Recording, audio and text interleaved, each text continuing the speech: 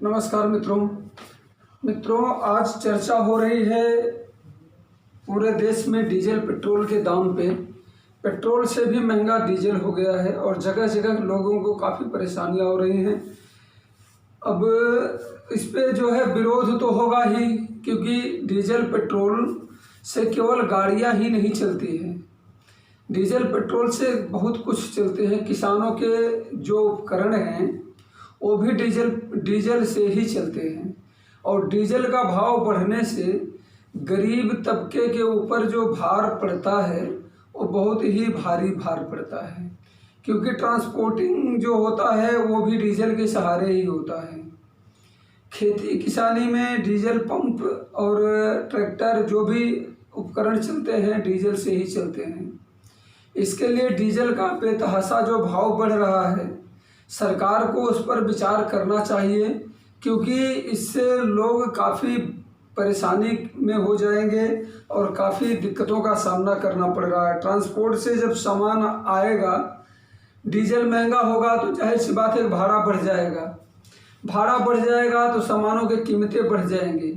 आपको खाली डीजल, कुछ लोगों ने कहा कि अभी बात हो रही थी तो एक हमारे मित्र ने हमसे व्हाट्सएप पे भेजा कि भैया अगर इतनी तकलीफ है तो मोटरसाइकिल बेच दीजिए। क्या क्या बेच दें आप बताइए। कि मोटरसाइकिल बेच दें, ठीक है, हम मोटरसाइकिल बेच देंगे। खेती करनी है, खेती भी बेच दें, पंप भी बेच दें, ट्रैक्टर भी बेच दें, पेट भी अपना बेच दें, क्या क्या बेच दे आदमी। डीजल से जीवन प्रभावित होता है, महंगाई बढ़ती है, लोगों को काफ़ी दिक्कतें सहनी पड़ती हैं। इनकम उतना ही है जितना पहले था, उससे भी पहले की अपेक्षा उससे भी कम है। बीते आज हम 15 साल की बात करें मित्रों, 15-16 साल या 20 साल के अंदर मैं देख रहा हूँ सब चीज़ों के भाव 3 गुना बढ़ गए, लेकिन लोगों के पगार आज उतना ही मिल रहा है जितना 20 साल पहले था। इनकम नहीं बढ़ रहा है। सरकार इस पर विचार नहीं कर रही है कि जब महंगाई इतनी बढ़ी है तो मिनिमम सैलरी भी कम से कम कुछ होनी चाहिए, लेकिन मिनिमम सैलरी सरकार ऐसी देती है कि आदमी उतने में नाश्ता नहीं कर सकता जितना सरकार तय करती है। खाना खाने की तो बात छोड़ दीजिए, कपड़ा पहनने की तो बात छोड़ दीजिए। और वर्करों का जो शोषण होता है कंपनियों में, सब जगह वो अलग होता है। उसके लिए सरकार का श्रम मंत्रालय कभी श्रमिकों की तरफ ध्यान नहीं देता है। आज तक किसी कंपनी में श्रम मंत्रालय के अधिकारी नहीं गए कि आप अपने वर्करों को क्या सैलरी दे रहे हैं और क्या सुविधा दे रहे हैं। चारों तरफ गरीब आदमी ही सताया जा रहा है, लेकिन सरकार गरीबों की तरफ से आंखें बंद करके बैठी हुई है।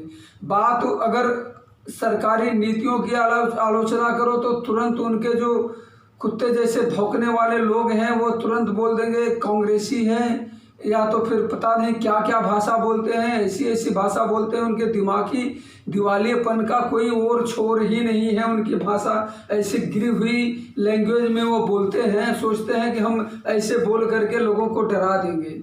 लेकिन मित्रों, ये डरने वाली बात नहीं है। विरोध करना होगा और सबको मिलके विरोध करना होगा, क्योंकि इससे हमारा जीवन प्रभावित हो रहा है और हमारे जीवन में उथल पुथल मचा देते हैं। एक मिनिमम सैलरी पाने वाला, एक वॉचमैनी करने वाला 8,000, 6,000, 10,000 रुपये में आदमी नौकरी कर रहा है। 8,000, 6,000, 10,000 की नौकरी करने वाले को आज 40 रुपया किलो चावल अगर खरीदना पड़े तो कितना मुश्किल काम है। सरकार राशन कार्ड पे दे रही है, लेकिन यहाँ जिसके पास घर नहीं उसके पास राशन कार्ड नहीं। वो आदमी क्या करेगा? अब 6,000, 8,000 रुपये में आदमी घर खरीदेगा?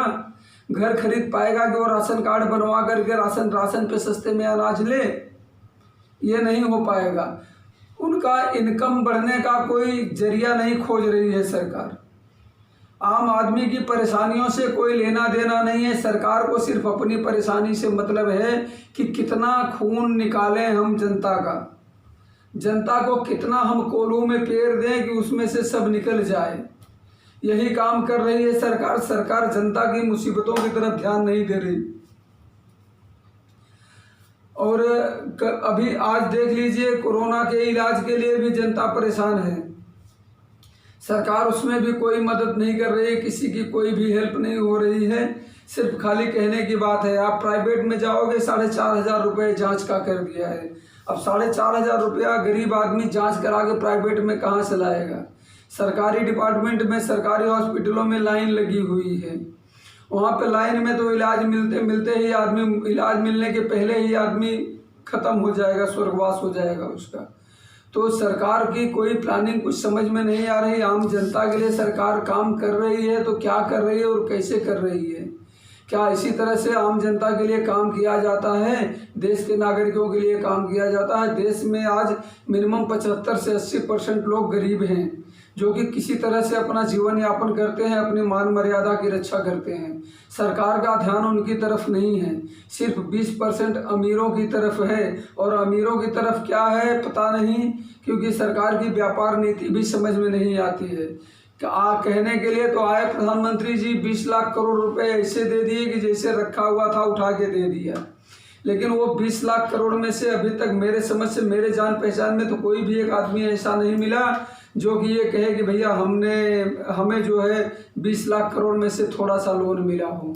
किसी को कुछ भी मिल रहा है कि नहीं मिल रहा है ये समझ में नहीं आ रहा है। पता नहीं किसको मिलेगा, और मिलेगा उसको जो उसका बराबर शेयर देगा, 10% दलाली देगा, उसी को मिलेगा, बाकी किसी को मिलने वाला नहीं है।